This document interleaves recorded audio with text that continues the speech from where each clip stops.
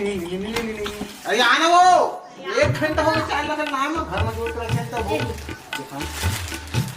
देना पैसा ना किसी से घर ले है। सुनना जी हाँ। मैं क्या बोला रही हूँ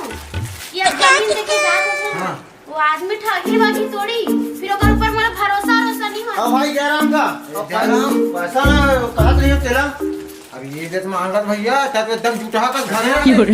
मत लगा। अरे नहीं तो जमीन से फिर आन में बेच दूं मैं फिर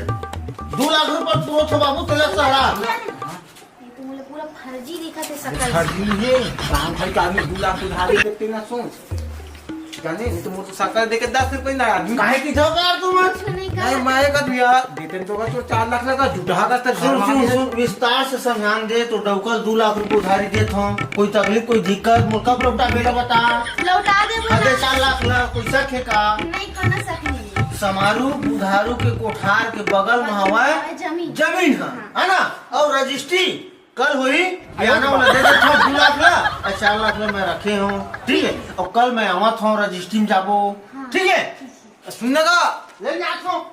देगे पैसा तो ले जाए पर लेगे ना ठगी होगी फिर तोरा छोड़ूंगी इसका महीना से मैं पैसा जोड़े हूँ कहीं बात नहीं जोड़े है मुंह जोड़े हाँ ठीक है ना तब जोड़े मैं तो मदद करे हूँ ना साकर देके ढूंढने लगा किसी लेके किसी लंगर का ले मैं जाता छी रे नूनी छी अरे यार गाड़ी जमीन ले जाता हूँ हाँ ना भैया और खुश